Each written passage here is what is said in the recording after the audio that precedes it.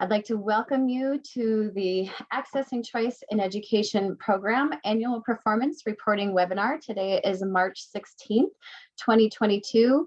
I'm so happy to have you here today. We have a lot of information to get through and some new tools to support your annual performance reporting, as well as a few pop quizzes to keep you engaged along the way. So we're going to go ahead and get going with our standard disclaimer.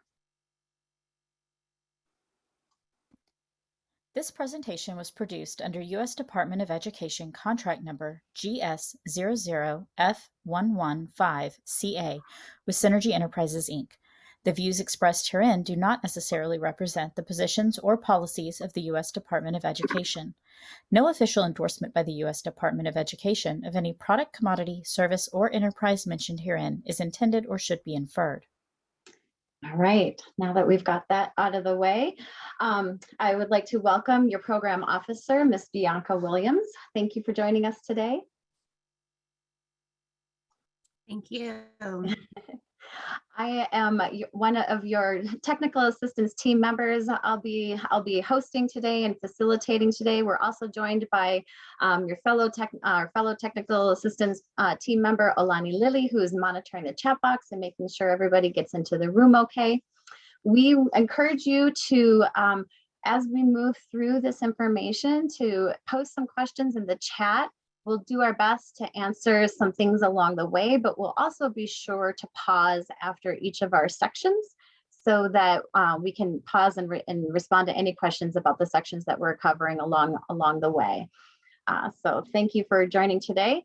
Here's our agenda. We're going to go over in detail everything that you need to know to successfully complete your annual performance reports. We'll go over the cover sheet and the executive summary. We're going to take a deep dive into section A and really unpack all of those GEPRA measures for you so you know exactly what you'll be reporting on. We have part B, which is of course your budget. And then we also have some new tools to support your reporting for part C. So there'll be some new information to share along there. First, here's a quick look at a timeline. Some of these dates you may know, some of these dates you may want to put on your calendar. First, G5 is now open for you to begin entering information as of yesterday. That is where you can also find your forms for reporting. Today, we're at the middle stop there, March 16th. Today is your annual performance reporting webinar. And then coming down the pike is, of course, your annual performance report submission deadline. That is April 29th of this year at 4:59 seconds p.m. Eastern time. And we go so far as to put those seconds down there so that you know that is the deadline for when G5 shuts down and you're no longer able to enter in information into G5. So you want to plan ahead, maybe even set aside a little bit of time between now and then to work on compiling the information and get everything set up well ahead of that date, because it will cut off entering any information at exactly that time. So don't procrastinate, or you don't want to be in that traffic jam of everybody trying to submit their reports on April 29th at 4:29 and 59 seconds. We don't want to overwhelm G5 and have anyone lose their work. So probably plan to have that done even a few days ahead of time is a good tip. Okay. We thought it might be good first to start off by sharing a little bit of the purpose behind why you submit your annual performance report. It is a requirement of the grant, and it really is the primary document that is submitted annually that allows you to document your progress and all the great work that you're doing and the progress that you're making towards those project objectives. We use what is submitted in these reports to determine if substantial progress is being made. The information is also used by others at the Department of Ed to inform those continuation awards.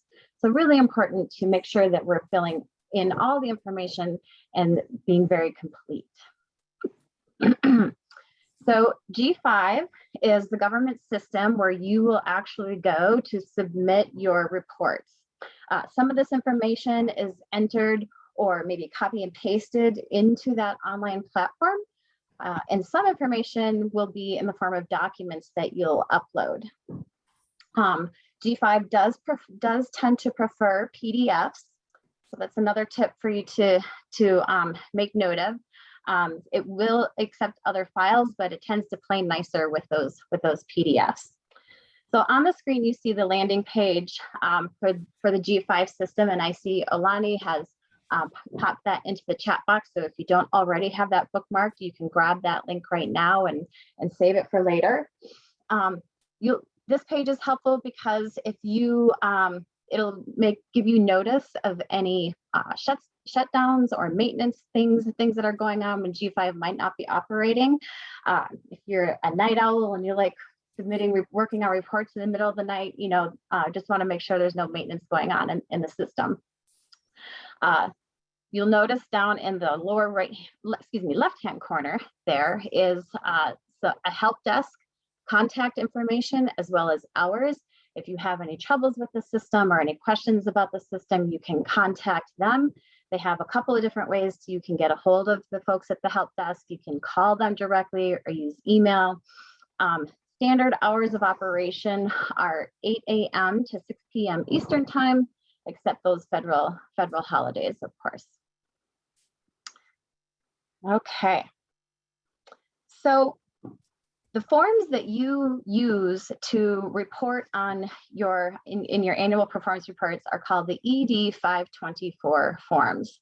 These are the official forms that you will use for your annual performance report. And I think we have a link to where you can find those documents that we'll post into the chat. But most important, you want to make sure that little expiration date up at the top is current. If you've submitted APR reports in the past, maybe you have a form on file, just double check that and make sure that it should read as of today that it expires 07/31/24. So end of July 2024. You can always go visit that link in the chat box there to double check and make sure you have those forms up to date. So we're going to walk through all of the required sections of your annual performance report. That includes the cover sheet, the executive summary, and then sections A, B, and C. We're going to highlight some particular tips. We're going to tell you just kind of the information that we're looking for. We even have a new checklist tool. So here's the first of the new tools that we have to offer to support your annual performance reporting. We'll pop that into the chat box. You can download that right now. Follow along as we go. This document really sort of just helps to support some common questions that we often see that come up around annual performance reporting. It's not an exhaustive line-by-line instruction list, but really just some key things that sometimes get overlooked or that we want to be sure that you pay attention to along the way. So make sure to grab that, save it for later, or open it up and kind of follow along and make some notes on it. If you have a printer nearby, you can even take some of your own notes to add to that as well. Okay, and thank you, Sarah. Sarah's also popped into the chat box the cover sheet as well as the executive summary so that you have that. You don't actually have to go to that link right now. You can download that from the chat box. And have a Word copy to work in. You can save that for later, or again, open that up and follow along the way if that's your preferred style today. Thank you. All right. Okay, so let's go over some key items on the cover sheet. This is the form that you will download, that you will fill out, download, and then you have to get a copy of, or excuse me, you have to get a signature on this cover sheet. So we'll talk through some different items and then we'll go over that signature part of it. Again, making sure that you're using the most up-to-date form. The first item that we want to draw your attention to is to make sure you include the full number for this PR award numbers. So for your ACE grant, make sure you're putting in that appropriate, that the correct PR number. I know some of you operate multiple grants from OIE, so always just make sure you have the correct number there. Item number 7, this one is about your reporting period. And you should see on the screen right now, the reporting period for this APR is October 1 of last year through the end of March of this year. So 10/1/21 to 3/31/22. Excuse me.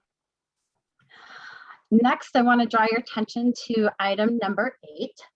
So this is about the budget periods that are going to be contained in your APR.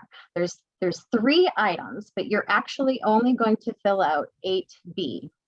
So 8A and 8C, you'll leave blank. 8B is about this single current budget period, okay? And that corresponds with the same reporting period that we lifted up in item number 7. So your budget reporting period is also 10/1/21 to 3/31/22. Okay, continuing on then with the cover sheet, new slide, same form. Item number 9. This is about your indirect cost rate. So you want to be sure that if you're claiming indirect costs, that you're using the most up-to-date information for your grant. Sometimes those things expire or maybe other details change. So might want to double check that. But be sure you're including that most up-to-date information that you have. Don't skip it, and then complete section lines 9A through 9D as appropriate. Please also make sure that you include a copy of that valid indirect cost rate agreement that covers that period from 10/1 of last year, October 1 of last year, through the end of the grant period. So the grant period ends at the end of September of this year. We're preparing for our annual reports now, but the grant period actually continues through September. Okay. Item number 10, so a little X that just appeared on the screen there. This question asks about human subjects and IRBs or institutional review boards. This does not apply to us, so click NA. And then item number 11 is that other little X mark that just appeared on the screen. Is that the very last item on that page, but it's very important. Everyone should be clicking yes for this. This is a question about data securities and privacies. So you definitely should be checking yes, and you'll want to include that corresponding policy as evidence that those securities are in place. So a lot of times that information may be found, say, in an employee handbook or something like that. You want to scan or excerpt a copy and then upload that into G5 along with section C. Okay, so continuing on now with the cover sheet. This is the back of the sheet, and a couple of important items to note here. And we're going to get into this item number 12 for just a bit. This item number 12 asks about your performance measure status. Okay, it wants to know if your annual performance report contains complete data for all performance measures. And you're either going to click yes or no. You click yes when you have all the data necessary for all of your report, all of your measures, including GEPRA and including project measures. Okay, you have all of the needed data. You click no when you're stating that the data is not currently available, but you will have the data in the not too distant future. And if you indicate no, please do also indicate the date for which the data will be available for reporting. So give yourself some time to collect that data, put it together, and then be able to report it. So I mentioned this grant year continues on through September. You will be submitting APR updates.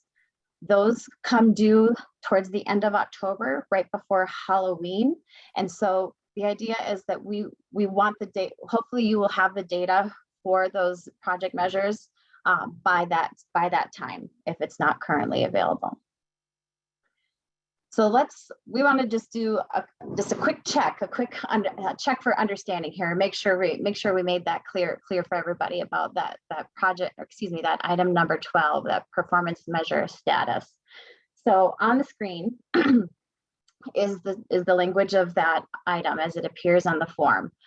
Our complete data on performance measures for the current budget period included in the project status chart. That project status chart comes later in section A. So your task now is to tell us yes or no what this grantee should be reporting. And you can drop your answers into the chat box. You can give me a thumbs up for yes or a thumbs down for no on the screen, or if you like to use those little reaction buttons at the bottom of your screen, you can use those as well. But here's the scenario. Does this grantee have the data to report in this APR? Here's the scenario. This grantee has a project measure that reads 100% of students participating in the summer college expedition will complete financial aid forms and application forms for at least 2 post-secondary institutions. If you were the grantee filling out the cover sheet, would you indicate yes or no for item 12 if this was your project measure? See, we got some folks responding in the chat box. Excellent. You are correct. This grantee would report no, because that data is actually going to be available over the summer, which is beyond the APR reporting deadline. Okay, great job. Another question, same item, different scenario. Should this grantee indicate yes or no for item 12 on the cover sheet? So this time we're looking at a GEPRA measure. The GEPRA measure is related to the percentage of parent requests for additional services that resulted in adding new services to the offering. And then we have a couple of bullet points for context in this example. This grantee has family members, gathers input for additional services they collected through an annual survey that's administered in January and June. And then those suggestions are new additional services are identified using those semi-annual surveys, and then they're added in September.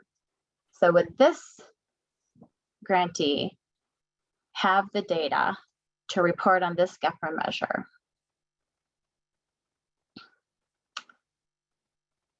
Correct. Everybody's typing in there or giving me the thumbs down is correct. And I see some responses too on the screen here, a thumbs down and an X. You are absolutely right.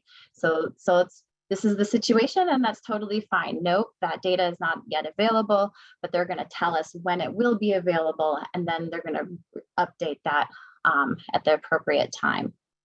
Excellent. Okay, so here's that last item on your cover sheet, that all-important signature.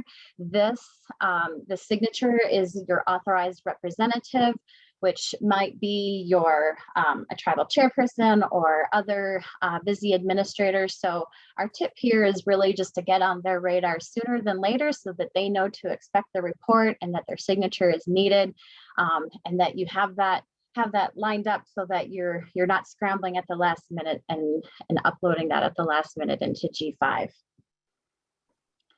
Okay, that was the cover sheet. Any questions about the cover sheet? I know there's been some chat in here. Are there any questions that we haven't answered?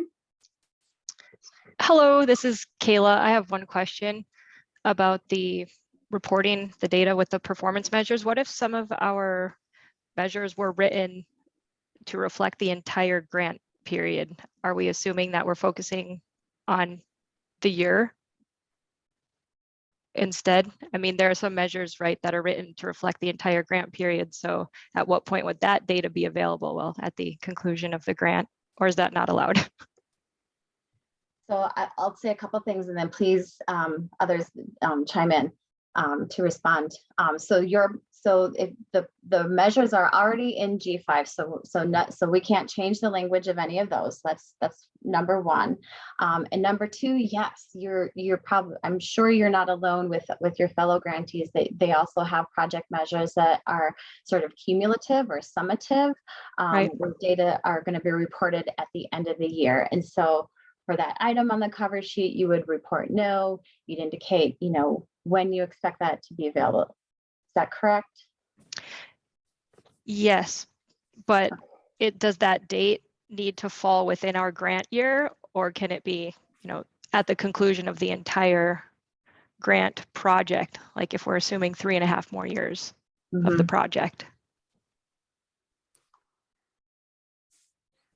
Yeah, I would put the end of the project if you have several objectives or project goals that you won't have the data until the end.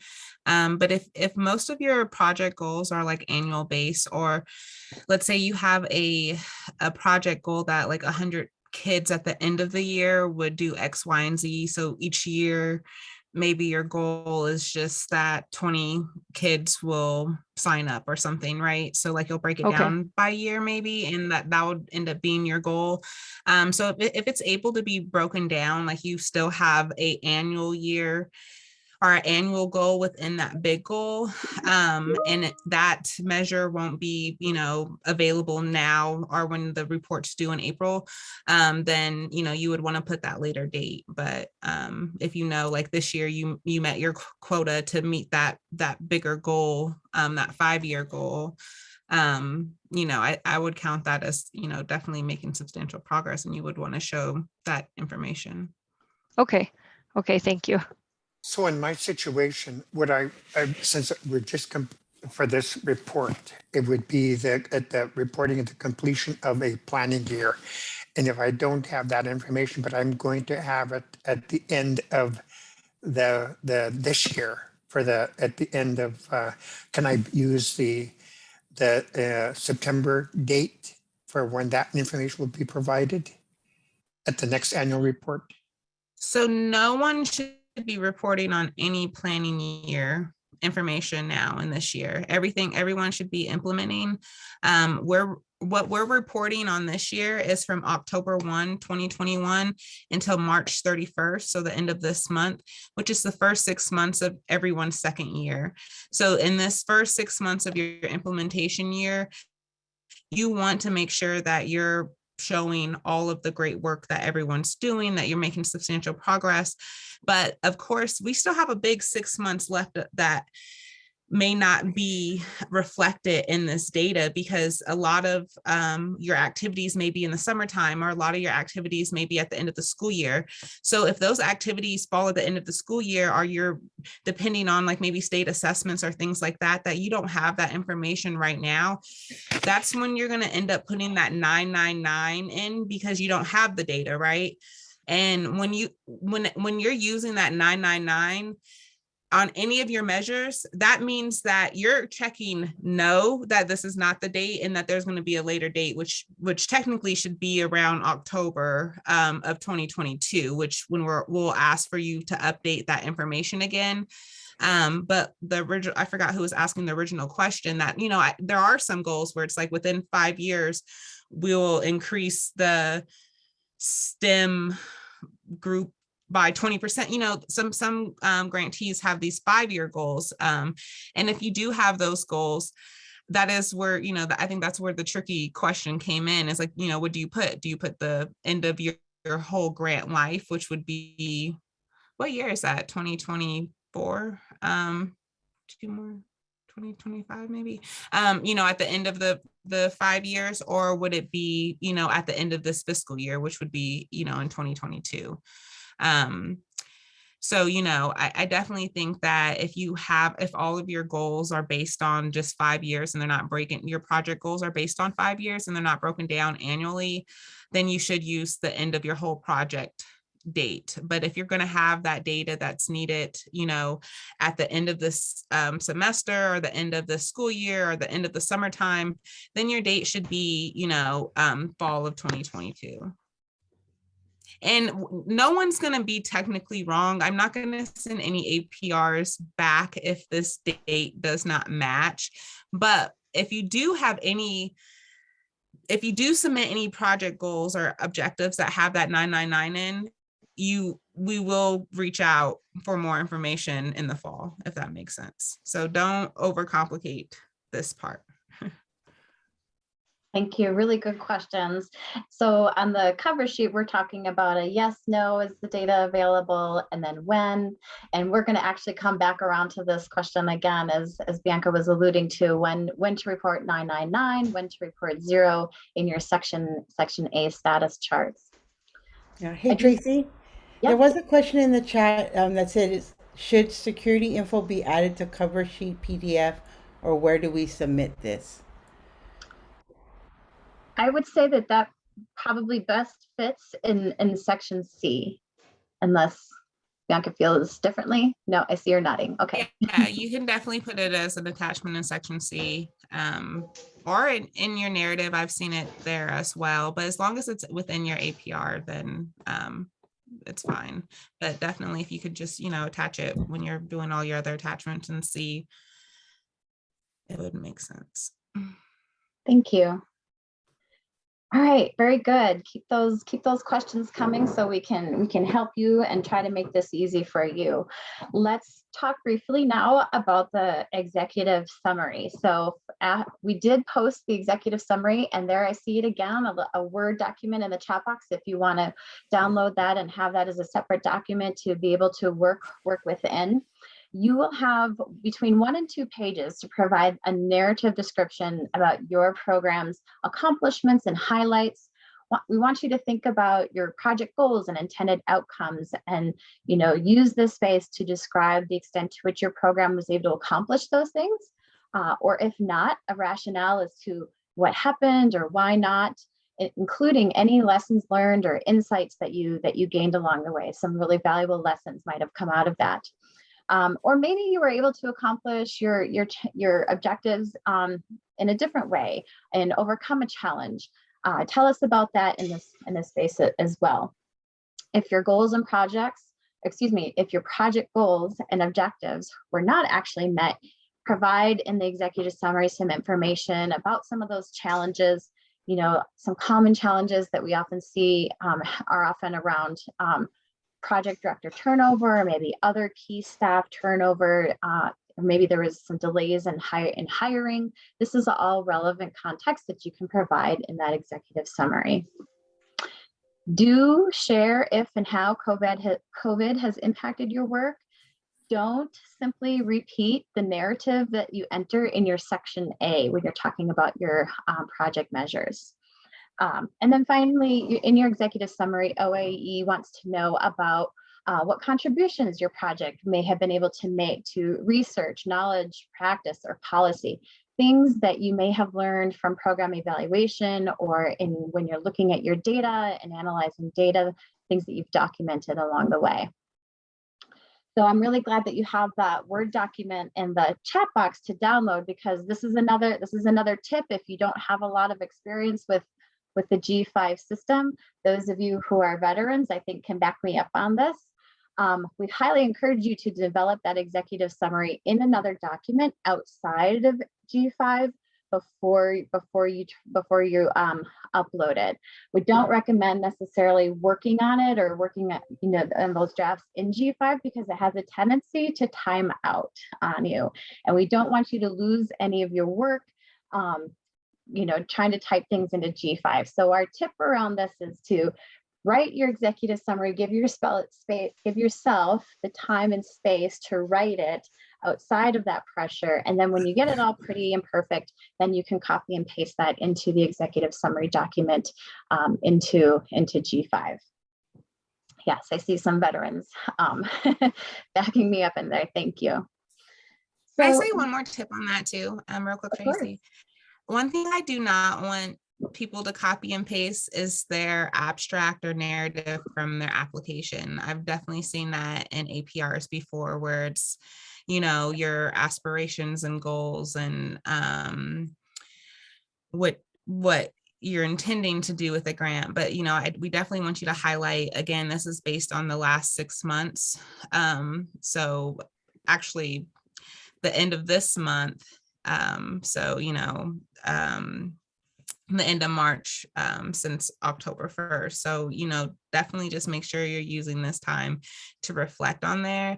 But also, if there's anything that, is super awesome that happened since your last APR, let's say that, in the last summer, you really want to highlight that, maybe you last APR wasn't so great, but then in the summertime, you hired this new great project director and things turned around, or, a lot of your success or a lot of your services is in the summertime. I think it is important to highlight, some of those things that were not highlighted in your last APR to show that substantial progress. So, if your greatest things that's happened, and it wasn't included in your last APR, please make sure that you are highlighting that, because we want to make sure that, it's accounted for as well.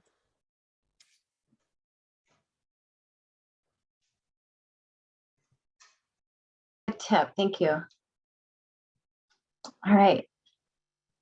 So actually, why don't we go ahead and get into that section A, project status chart.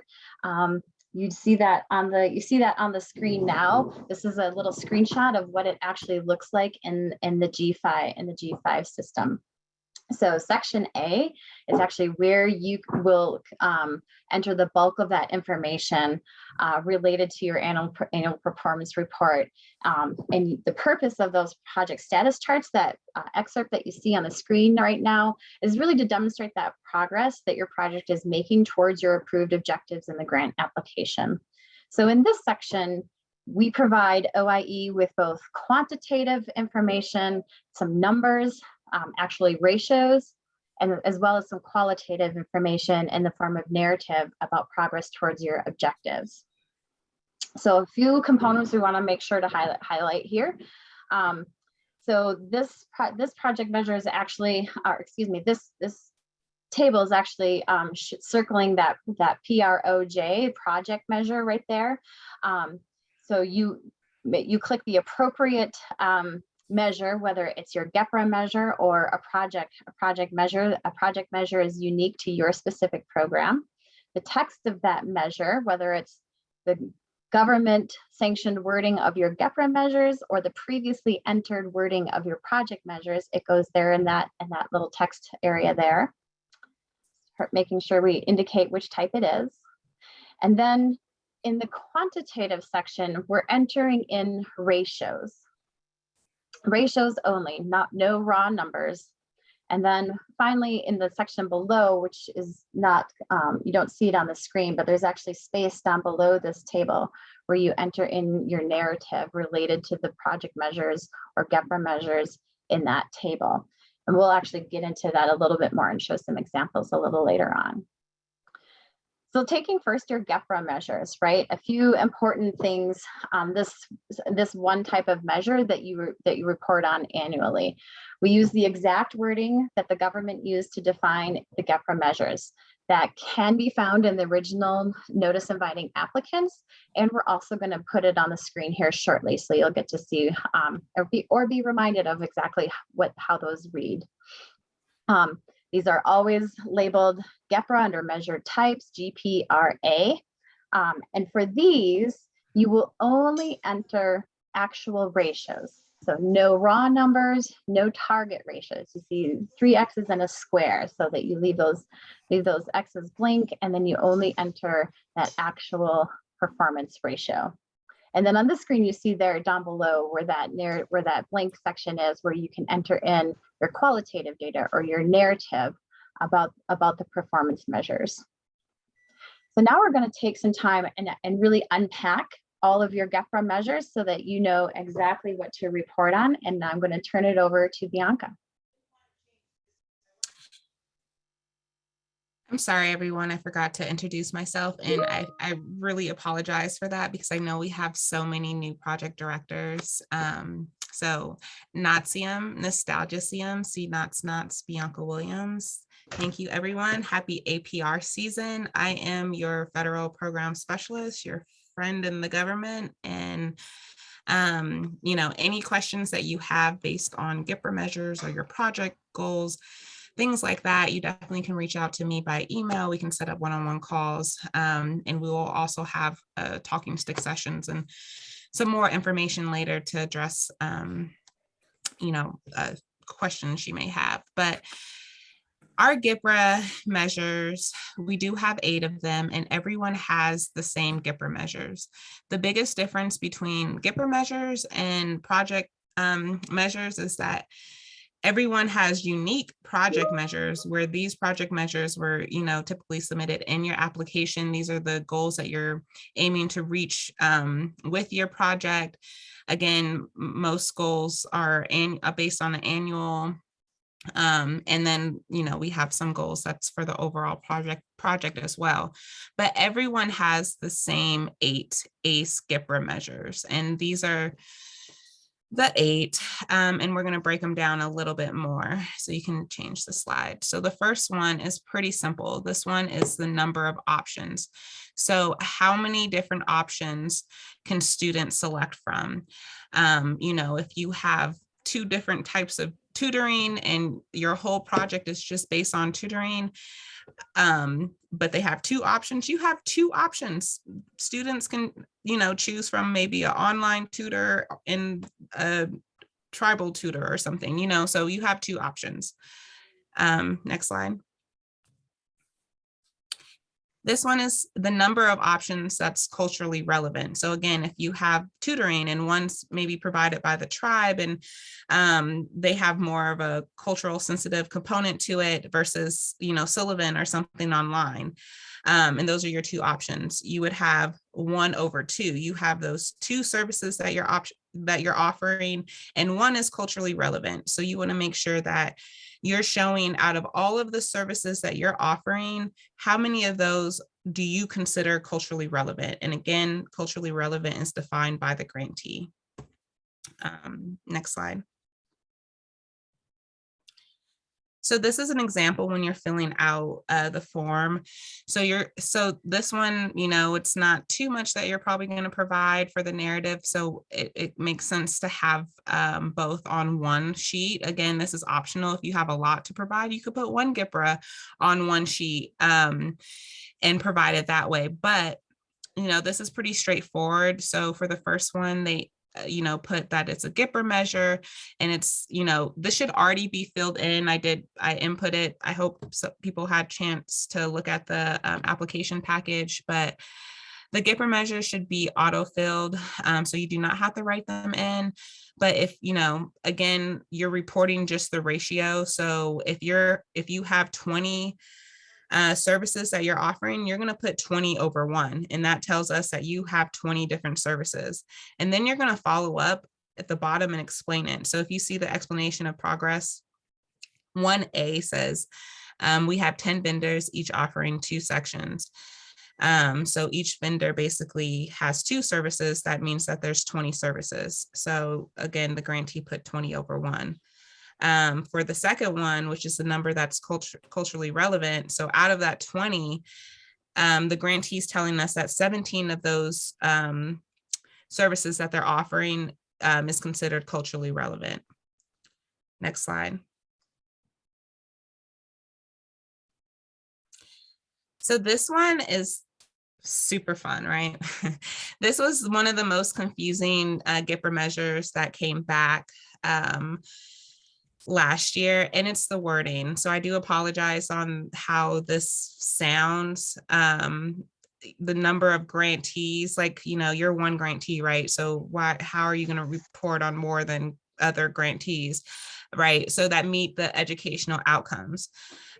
So what this is telling you is to select one educational goal that you have. So let's say that's to increase like reading scores or SAT grades or whatever your educational outcome is, you want to keep that same educational outcome each year. And you want to tell us if you met that outcome this year or you did not. So if you did not meet that objective, you would put 0 over 1, saying that, you know, you didn't meet your goal, that 20% more kids will do X, Y, and Z. Well, if you did, you would want to put 1. So 1 over 1 would say that you met that goal. So you don't need to count how many services you're providing or anything like that. You just need to make sure you're selecting the same educational outcome that you're expecting kids to reach each year and report on that. And it's either yes or no. And this, again, please pay attention to this because this is complete different guidance that we gave last year. But the easiest way to collect this, and, you know, going back to the original meaning of this, is for the department to know, you know, how many of all of the grantees are how many of them are reaching this educational goal that they have. So again, you're either reaching it or you're not. So one of the sheets that we're providing, it provides a spot for you to write in exactly which goal you want to do each year. So, you know, if you do move on, we have that information still, you know, and things like that. So if you don't use our optional sheets, please, somewhere in your narrative, maybe note it if you want to put it in your, next slide. I think we actually show this. When you put it in your explanation of progress, you can point out which one of your project goals, again, this shouldn't be a brand new goal. Your project goals, one of your project goals should be used each time. So if you go to the next slide, I think we have an example of that. Yep. So again, this grantee, they met their goal. So they put 1 over 1. And how this grantee is writing it, that they had a goal to reach 95% average daily attendance at all campuses. The 3 campuses met this goal. Further details can be found under Project Measure 7. So, you know, this is a good indicator because that means that they're using their Project Measure 7 as their goal that they're going to use each year, right? So I really like how clear cut that is. So definitely make sure, you know, you have some method of remembering and some clear indicator that I know exactly which goal that is. And number 4, we haven't showed the slide for that. It's going to come next, I think, but that's just the number of students served. So how many students signed up for services? Again, you want to count 1 human equals 1 student. You know, if 1 student's receiving multiple services, you're only counting them 1 time. You know, we have the number of options. That's going to tell us that, you know, they have several options. But again, if you have 1 student for this whole year, which means, you know, from October 1st to September 31st, you know, that student that was served multiple times should only be counted once. So, you know, that's how you would report that. And again, because we're asking for ratios, the total number would be put over 1. Next slide. And yeah, so this goes back to how it's written in. So you see for 1B, the performance measure is the total number of students served. The measure type is GPRA, and they served 143 students. So they put 143 over 1. And those are unique individuals. It's not, you know, no one's counted twice. Next slide. So number 5 is the number and variety of options that met needs. So this is kind of why we made it so important that you have like parent feedback, that you have a system in place to kind of gather some of this information. And this is really one of them. So the percentage of parents who report that the number and variety of options offered meet their children's needs. So most, you know, grantees might have a pre and post survey. If parents respond yes, that the number and the variety that they feel like there's enough options that their students can select from meets their needs, you would say yes. And then the total number of responses. So, how many said yes, and then how many actually responded would be the denominator. Next slide. And now this one's really similar as well, but it's talking about the quality. So now, do parents believe that the services that their students can select meet the quality that they expect? Are these good services? Do they like the services? Do hopefully you guys have a system in place where you're collecting this feedback from parents. So you want to see, how many parents believe that the quality is good over all the parents that responded would be how you would input that data. Next slide. So this kind of explains both of them. And again, these ones are super similar. So it's easy to kind of write your narrative together. So it makes sense to combine them. Some of them you may just want to leave by itself and, have just on one sheet separately. But these two are pretty similar, just is quality versus quantity. So again, this grantee has 47 responses from parents. 35 of the parents felt that there was a good variety, and 39 felt that the quality was good. So yeah, there's some more examples right there. I'm not going to read it all. But again, you want to make sure you're putting how many actually responded versus in over, how many actually thought it was good. Next slide. So number 7 is the average time it took a grantee to respond to requests for specific services. This one was also submitted really weird, and I don't think we defined how we want the data very well last year as well. So for everyone to be on the same page, we want you guys to submit this information based on the hours. So, if it took one day, it would be 24 hours. When some people are just putting a ratio and not giving much details, it's kind of hard to figure out what actually happened or what they're really saying. So if you can put the number of hours that it took, and of course it's the average. And I know all of you should know how to do the average for an education. So I'm not going to go into that, but, again, put that over 1. So if it takes an average of 2 days to respond, it'll be 48 hours over 1. Next slide. And the last one, number 8. So this is asking how many services were added after all of these requests from parents. So, if you received that, parents are interested in, X, Y, and Z.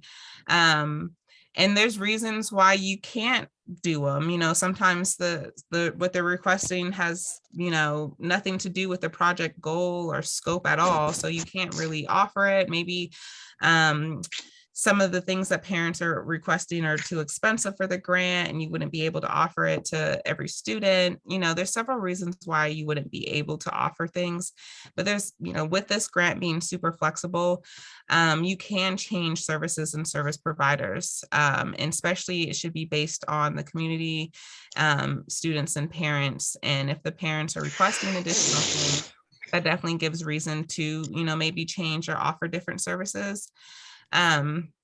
So what you would want to submit for this would be the total number of unique services requests made, and how many of those did you actually honor? So, if 10 different parents came in asking for things that were not offered currently, but you only were able to include 5 based on, the scope of your project or your financial portfolio for the project, then you would put 5 over 10.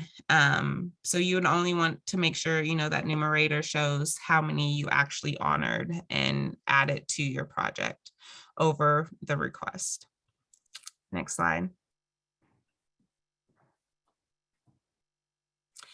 And this is how you would enter it. Again, oh, go back. So like the ratio right here, the 408, that sounds crazy, right? But again, that's for 24 hours. So someone can help me with the math. How many times is 24 going to 48? But It's in the explanation of progress. It explains some of the numbers a the 10 little bit. days. And the grantee explains in this one, in this example, that they have a backlog, and so they're averaging a 17-day turnaround. So 17 times 24. Okay. Yeah. So, you want to make sure that if you know it by the days, maybe it is only, a couple of hours. Maybe you have a smaller a community that you're serving, and you're able to in 2 hours reply back and say something, so put how many hours it took. Let's make sure we're all on the same page, that we're using hours, not days, not minutes, not weeks, not anything else but hours. And then for number 8, this grantee put 28 out of 50. So it would be that 50 requests came in, but they could only honor 28 of those requests. So the grantee explained, what they could honor, and maybe briefly why they couldn't honor some of them. So, you just want to kind of explain the rationale for that number there. Next slide. Actually, we had a question specifically related to that one. So I thought I would just maybe respond to Elizabeth's question in the chat about GEPRA 8. If 3 parents all request the same service and it is added, then that would be 3. 3 would be your top number in that example. So 3 requests were honored, right? Oh, I'm trying to get back here. Sorry. And maybe there were other requests that were made by others that weren't able to be added, and that would be your bottom number. Yeah. So if more than one parent is asking for the same service and you honored it, then you honored 3 parents. So definitely count them as being honored. You don't have to bunch it together. Okay. And we might have had another question maybe. Let me put this up there.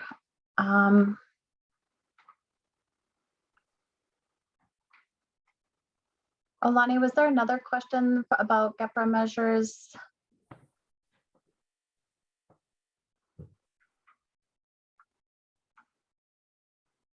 Sorry, I was on mute. There was a question about if additional services will be added before 9/30/22. Do we still report these as incomplete data? I'm sorry, say it one more time. If additional services will be added before September 30th, 22, do we still report these as incomplete data?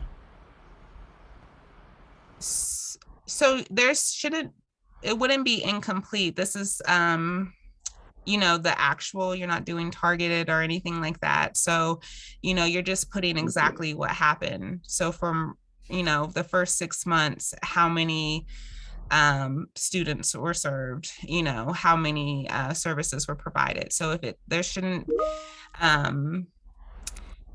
really be like, the only thing that may be like a 999 is if you don't have the response time maybe right now, because you need to calculate that. But I think everything really should be able to be submitted. The percentage of parents request. So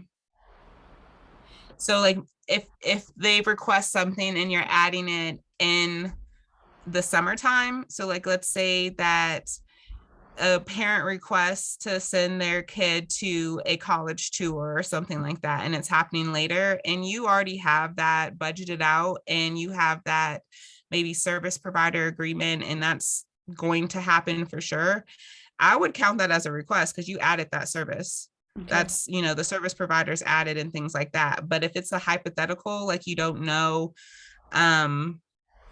if you are going to add it, then you didn't add it. Okay. Does that make sense? Yeah.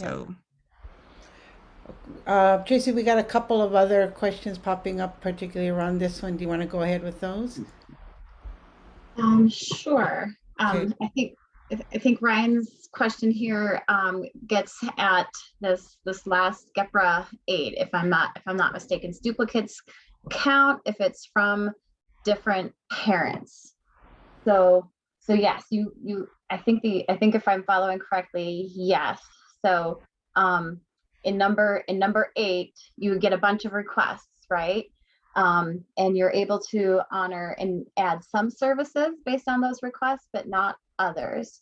So the total number of requests is like the total number of unique requests by unique individuals. So one person who's calling every week to ask for busing services, that's one person asking for one service. Versus, say, we have another parent who's submitting weekly requests and has a new idea every week.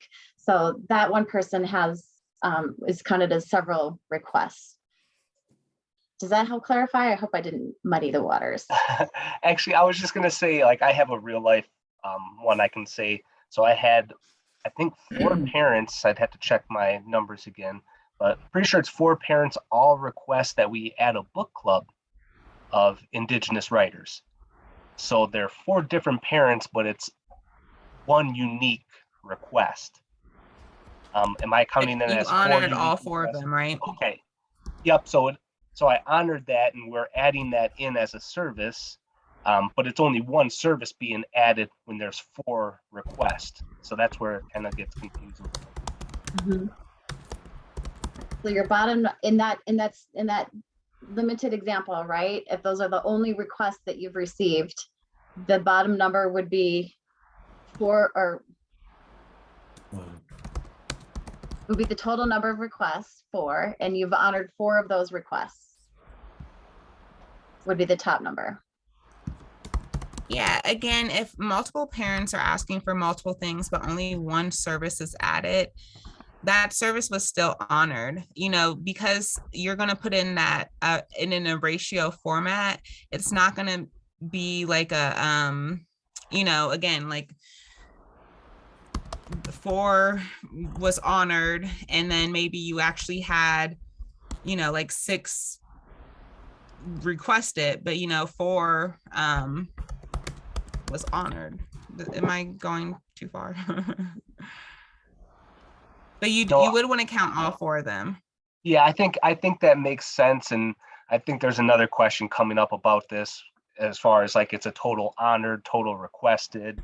So that's where it just gets a little confusing for us. And then also on the other side was, what if it's a total like request of something that is nowhere near what we should be doing? Do I still report on that? So it has nothing to do with education, but they're asking for additional help. Do I still add that into my numbers as far as requests from parents? Yeah, so like in your situation, how like 4 parents asked for the book club and one person asked for something that you can't honor. So you basically would put 4 over 5 in your situation for that scenario. 4 parents got the request that they're looking for and 1 didn't. Don't think that it has to equal basically like, I know it says like services added, but we want to see like the actual how many parents are receiving based on the request. So I know it's probably the wording that's more confusing than anything.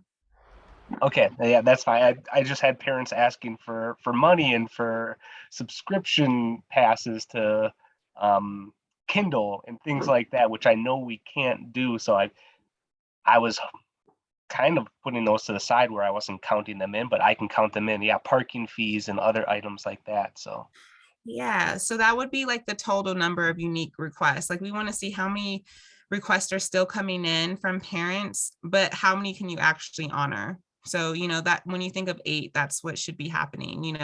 If parents are asking for things like, I want, you to pay for, my kid's brand new car because he needs a car or something, and you're just like, no, I can't do that. You'll count that as a request, but you won't say that you honored it, so I hope that makes a little more sense. Some of that too, some of that contextual information too, if you're getting a lot of requests that are, beyond the scope of what's allowable, you can include that information in your explanation of progress as well. That's why that bottom number is what it is, perhaps. And certainly if you have more questions, about your specific ratios that you're reporting on, we can definitely get together, schedule a one-on-one, and help you think through some of those things. Do we have any other questions that have gone unanswered? I'm just being mindful of the time because I know we have some more examples of the 999 and the 0/1 to report for this, and some new information for your section C as well. I have a question. We're working with college applications this year, and many of those have been waived. So the parents came back and said, we're having to pay an enrollment fee. Can we get help with that? That's somewhat in the same area. How do I know for sure that this is something that we could do? And can we change that to enrollment and not college applications this year?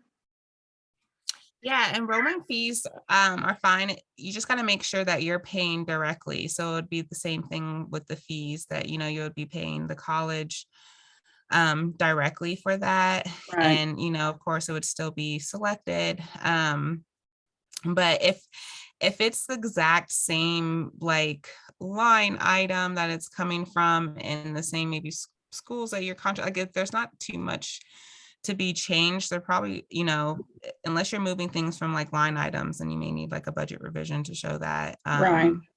So if it's within that same scope, like that college application, SAT fees like that, we're okay to leave and use the same money from that line item. Yeah, if that was, assigned for, those service providers, or, if there's no need to move from another contractual line, I don't see the need for that.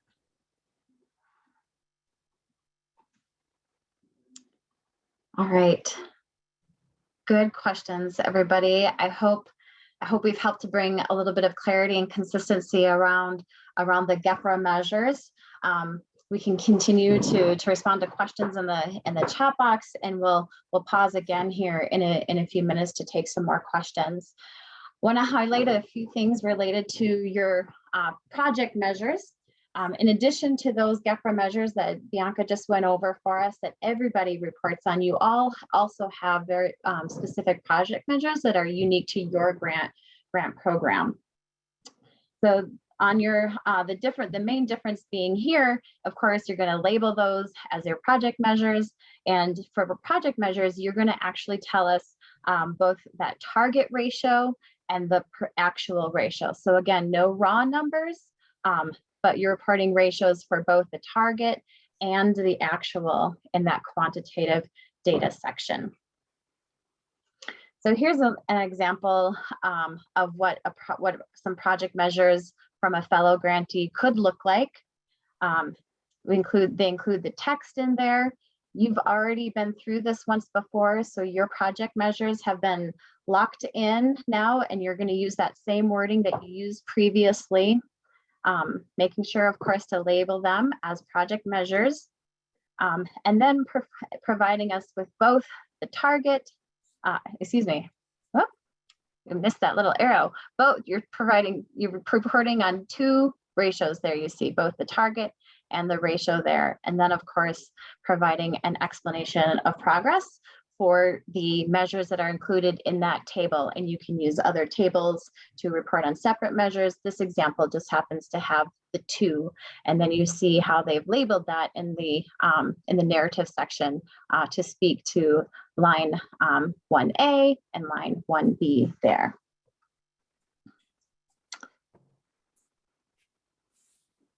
Okay, so a few reminders. I know that was a lot. But just a few reminders, your reporting period for this APR, for this annual performance report, is October 1, 21 through the end of March of this year, 3/31/22. So we've been talking a little bit, and there have been some questions about when to report 999 and when to report 0. So we have a few slides to help make clear and hopefully answer some of your other questions that you've had.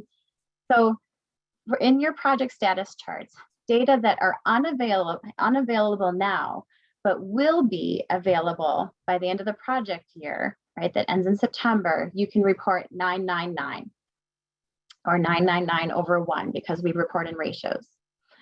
If the data will not be available or will not exist by the end of this grant year, by September 30, 2022. So we had some examples that were maybe end of project kinds of measures. For those, if the data does not exist, your report is 0. Okay, but you can still include some information in that narrative explanation about progress that you're making along the way. So let's do an example here, and I wish we're getting a little short on time, so I'll probably just do one and then take any questions again before we move on to section B. Here's a scenario. This time the question is, we're thinking about section A and those project status charts.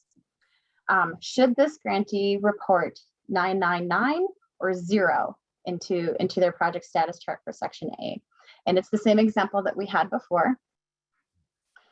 This project measure reads 100% of students participating in the summer college expedition will complete financial aid applications forms for at least 2 post-secondary institutions. All right, I see we've got some responses coming in there. Yes, 999 or 999 over 1 would be the correct answer, because that data won't be available until after the reporting date in April, but they will be available before those updates are due at the end of the project year. Okay, we did have some more examples to share, but I'm being mindful of the time. So actually, if we want to come back to these, maybe later, if people want some more examples and have more questions once we work through the last couple of sections, we can come back to this. But I'd like to go ahead and get to section B, where you talk about your budget. And Bianca, did you want to share a few words on this section? Yeah, you can go to the next slide. This goes into it. Yeah, so section B is where you'll explain everything about your budget. Again, this is your spending habits and everything that occurred from October 1st until March, but you also use this time to explain how you plan on spending for the rest of the year, and if you're planning any remaining funds or carryover. Again, you can submit it in narrative, you can use your own form, but we provide some really good tools and resources. So we are providing you with a budget sheet, an optional budget sheet that we suggest you use. This is where you can clearly state how you're planning on using any remaining funds. You can clearly show, your plans for funds that's unspent. But you definitely want to use this narrative section to explain things such as your drawdown frequency. This is really important if you are on a reimbursement system where you are making a lot of activity and movement with your grant, but it's not showing in G5. Unfortunately, we have G5 to look at things, and if we don't see money being spent, it doesn't look like work's being done. And we know that's not always the case. So you need to really make sure that you include some statement, that you're on a reimbursement system, that, it might not reflect correctly in G5 because your fiscal officer has not made drawdowns. But include that and also get on your fiscal officer, because we want to make sure that, you're not going to lose funds because of, late drawdowns and things like that. We do want the ideal drawdown frequency would be once each quarter. So every couple of months, you should be making at least one drawdown. And then for funds expended, that means, that's what's obligated. And that may not, again, reflect what's in G5. So you want to make sure that, when you're reporting on what's been expended for 3/31, that you're stating, everything that you may have record of, that's all the purchases and activities and contracts and things that's been done for the last 6 months. You want to make sure that is clearly documented, so and explained. So now, if you anticipate that you'll have any leftover funds at the end of the year, you want to really make sure that you address how you plan on spending it. Again, we can't just carry over funds because you have funds left over. Carryover definitely has to be connected to incomplete activities. And, so if you are having any troubles now spending your budget, if you have late hires and or some vacancies right now, revise your budget, submit a new budget. I know pretty much everyone besides a handful of people, that's a reminder for those who have not submitted their year 2 budget, just submitted a new budget to me within the last couple of months. You can revise your budget as much as possible. So if you're moving between line items, and especially if that personnel is not being spent, if this contract is not cooperating with you, get a new contract, revise, do something, provide some type of services, change it up, add more of the same service. You definitely want to make sure you have a plan to spend the funds, because if you don't, Department of Ed will definitely come up with a plan to spend the funds and take it quick, so you want to be very thorough on how you explain this, on how you still have activities that you were unable to do this year, that you want to do next year, that's going to use those funds. Again, the biggest difference this year and last year when it comes to unspent funds, the most important thing I probably said was that the Department of Ed does not just allow you to have your funds just because you didn't spend it all. It has to be attached to incomplete activities. So last year, many people had planning period and they didn't expend all their planning period funds. The department did not allow anyone who, had planning period funds to carry that over. We don't have any planning period this year, so we're not in that same scenario. But what the scenario you are in is that, you have to make sure it's still attached to incomplete activities that you're going to use next year. Just because, you were unable to hire and you didn't revise your budget, and now you have like 100,000 remaining, and you want more supplies, that's not enough. You have to show that there's an incomplete activity for it to be carryover. So again, make sure you're attaching, these to activities that were unable to be done before, when you're trying to keep your remaining funds. Next slide. Probably should have went here. So yeah, if you wish to carry over any unexpended funds, you definitely want to show that amount and which line item it's coming from. Again, the form that we're providing to you that's optional shows this very clearly. But if you're using your own form, please don't just say we have $100,000 in carryover and, we want to use it for this. I want to see where the funds is coming from. If that's 60,000 from personnel, 40,000 from contract, or, something like that.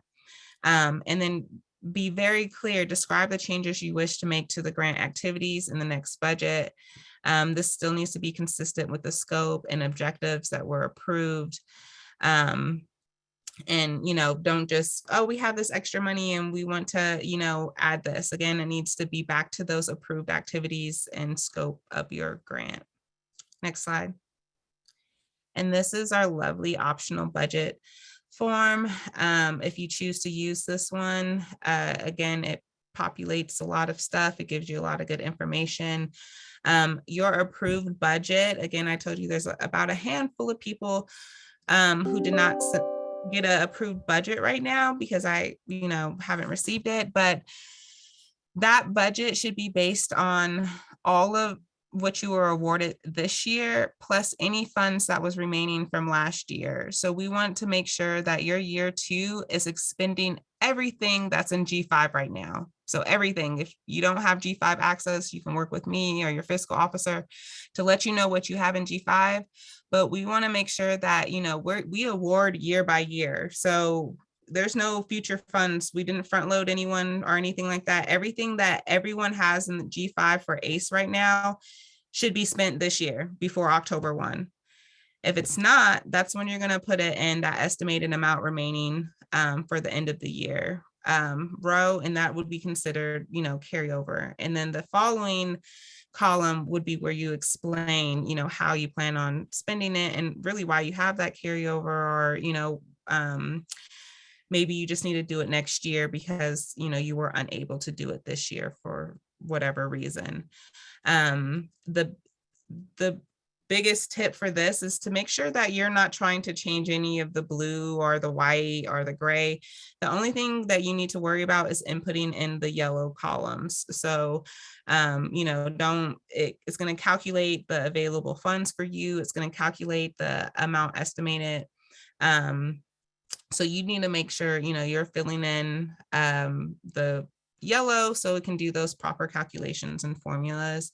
Don't try to change too much. And also make sure it's really important, you do have a narrative portion of this too, that first sheet that you can explain, your budget narrative. So if you don't have enough room in the column for carryover, definitely use that qualitative submission and tell us, how you're spending, what you're anticipating on for the summer, and if you have any carryover. But my biggest tip for all of you, do not plan for carryover right now. We're only 6 months into the year.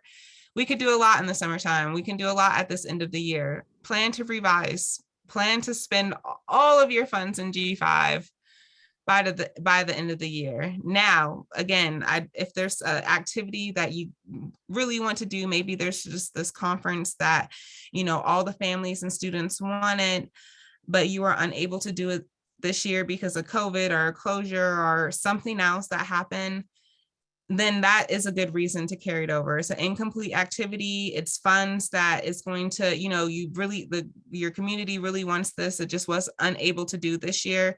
That is a perfect reason, an acceptable reason for us to accept carryover. Just because you did not spend or you didn't hire or you didn't do stuff is not reason to allow carryover. So again, my biggest suggestion is to revise your budget and spend all your funds, unless there's just those things that you cannot, revise, you don't want to get rid of, and you definitely know you can do it next year. I hope that makes sense on the budget, because I know it's really confusing. I worked with other grants before. Carryover is read completely different. But I, as your friend in the federal government, I want to make sure that you guys understand how it's viewed for ed and with ACE, that, it needs to be attached to an incomplete activity. And, really just revise this. If you need more ideas to how to spend your funds, let's get on a call with Ryan. He always has issues, on having too many kids or not enough money. So we can come together as a group. We can ask other directors, there's always a million different opportunities. When I'm watching TV, I see ads all the time that's educational related, so if you ever want to brainstorm with anyone, my project directors are awesome. I talk very highly of you guys. They know more than me when it comes to what's working in the field. So we can revise, we can brainstorm. I know there's a lot of new grantees on here. We're going to have another talking stick session, and you're going to meet all these great directors and me a little bit more personally. But if you are confused and do not know how to spend money, and if you're already thinking about carryover, please plan a one-on-one with me, or please come to our office hours or talking stick sessions so you can get other ideas from these great grantees, because I do not want you guys losing money. And I want these kids getting all the opportunities they deserve. And there's, endless opportunities out there. I'm sorry, I can go on forever, and I know we're running out of time. So next slide. Thank you, Bianca. And I just want to point out too, we have a couple of tools in the chat box for you. There is both the optional budget reporting form, which is what you see on the screen right now. And then also, if you do need to submit a revision, a full revision, there's a tool for that as well that you can download. And of course, we'll make sure that everybody has access to all these tools that we're posting in the chat, as well as the slides from today. And you can always revisit the recording that we'll have as well. Okay, on to section C now. So this section C, we've always talked about is a place where you can include any information that either doesn't fit into sections A or B, or where you have other great information that you want to share and just doesn't have a home elsewhere in the report.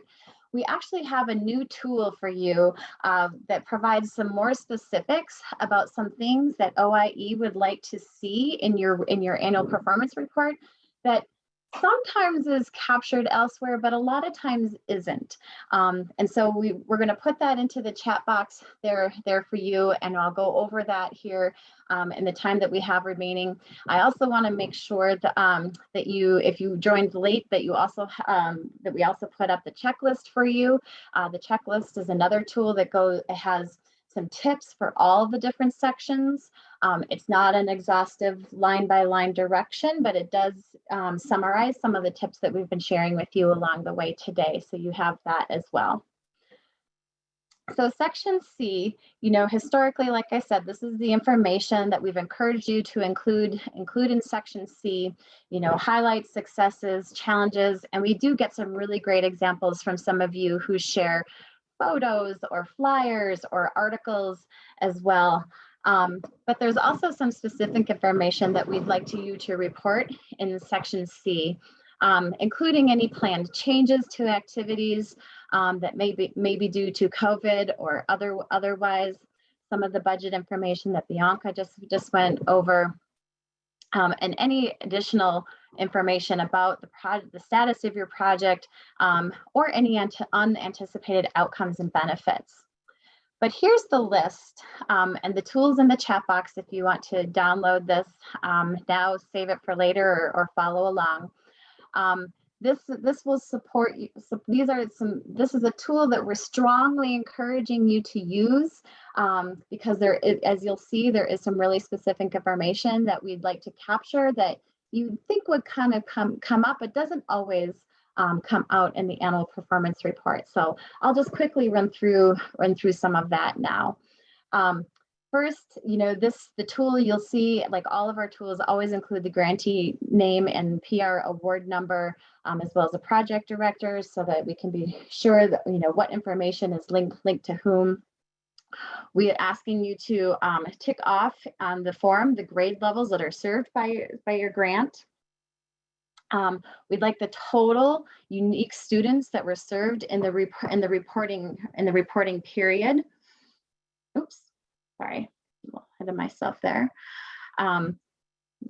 This set of questions asks about the amount of time devoted by staff members to this grant project, to this specific grant. So, for example, your project director may be a full-time person, but maybe they only spend 30% of their time on this grant. We'd like to know what percentage of the time is dedicated. And then similarly for full and part-time staff, you might have staff that are all full-time, but they maybe spend half of their time on this grant. Okay. Next, we have on here applicable times. When are your services provided? Before, during, after school, weekends, holidays? The applicable services method, it could be in person, it could be virtual. When you click hybrid, you're telling us that one particular service is offered in both virtual and in person. Okay, so I hope that makes sense. So you might have a service that is all in person. You could have services that are all virtual, and then you might have services that offer both formats, and those are hybrid services. Okay, so moving on down the tool now, we want you to please list all the services that your grant is providing, including the specific provider and the number of students that are enrolled in that particular service. And this form allows you to add forms as needed. Below that, we ask you to indicate the number of services, total services offered to all students in this grant year, so in this reporting period.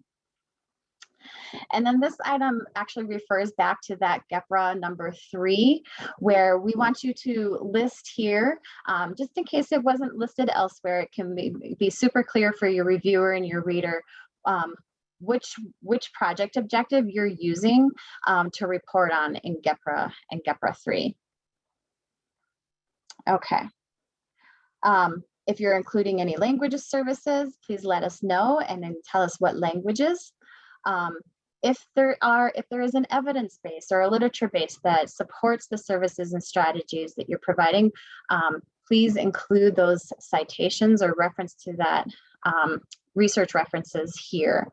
And then you'll also want to list out all the partners and tell us their status. So maybe you've had lots of partners, some are active, maybe some are inactive at that time. Just list those there and indicate the status. We'll want to know if there's any key personnel changes. If there are none, just indicate no changes. Briefly write about any plans that your program has to make these program activities sustainable beyond the funding period. This question asks you to describe about any planned changes to the project activities. That's the kind of information that we've asked for historically, as well as any possible changes due to COVID in the grants activities for the next budget period. The last 2 questions are asking just for one simple sentence to briefly describe your greatest success and your greatest challenge in this particular reporting period. We don't need a long narrative here. Really, we just want to have one quick sentence, one little soundbite type sentence. Okay. A word about continuation awards. So as I mentioned, all of the information that you put into your annual performance report is used to determine if your program is making the substantial progress, and uses that information to make decisions about continuation awards, like Bianca was speaking to earlier. So OIE makes every effort to process all those awards by the start date of your anticipated budget. But when grantees don't submit on time or have missing information or haven't made substantial progress, there could be a delay in those continuation award announcements. OIE will definitely update you about any carryover requests. And we shouldn't assume, right, as Bianca was sharing earlier, that those are automatically approved or accepted. Okay. Some final reminders here. G5 has opened. Those documents are available, so you can get into that system. I know some of you, your project directors of record are the only ones who can get into G5 to submit the report. I know that, reality is that maybe there may be others helping to compile that information, but it's actually the project director that has to go in and do it and submit it. And again, that due date, just so that you have that on your calendars, and you know that you're going to submit it way ahead of that 4:30 deadline, so that you don't get caught in that traffic jam of everybody trying to submit their reports, because you won't be able to get in there afterwards. Do submit that finalized report. Don't leave it in draft form. That has happened. Just one more opportunity here to lift that up. I know we've got just about 1 minute left. So maybe before you all leave today, we'll make sure to get our in-session poll up. so that you can make sure to respond to those questions and tell us how or if this was useful for you today. I promise it will take about 30 seconds, no more, and we can have that up, and you can do that while I kind of go over some different events and additional opportunities that you will have to get some guidance on your annual performance recordings coming up. There will be a talking circle on April 14th. We also have office hours, standing office hours, which are casual times for you to drop in, ask questions, get access to your program officer. So March and an April office hours event right before that deadline, in case you still have questions about that.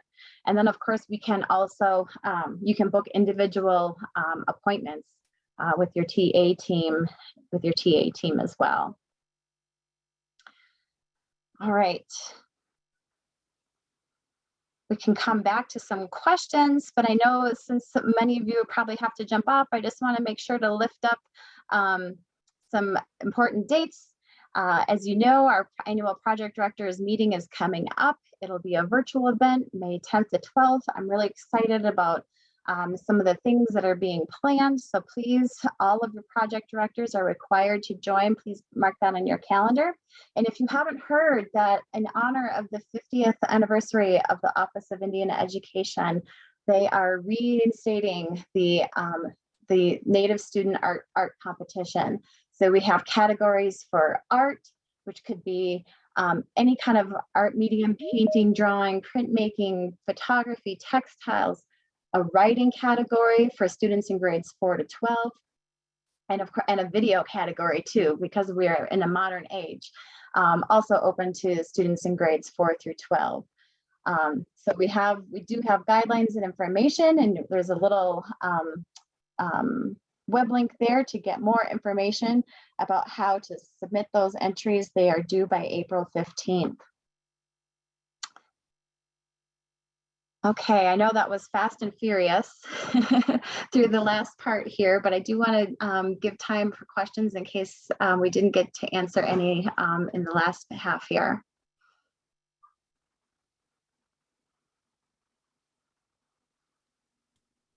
Also, if there's anyone who's just like so stressed about this, or just after hearing all that is like confused or scared to do this, please reach out. Again, we have, I can work with you one-on-one, and the TA team can provide coaching. We don't want you to be confused. We're not trying to make this complicated, but we do got a lot of requirements and regulations to follow. So we do know the burden that we're asking of you all. And we know it's not easy. So please, if you're new, if you're a veteran and you're still confused on some of the stuff we're saying, please reach out. We are here for you. And we do have, some TA slots available as well.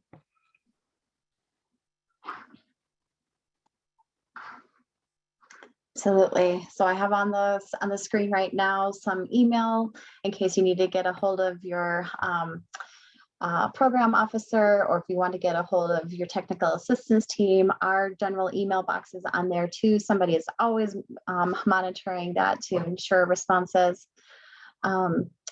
Thank you. I see also in the chat box, we have that link in case you want to schedule some one-on-ones and some follow-up for today.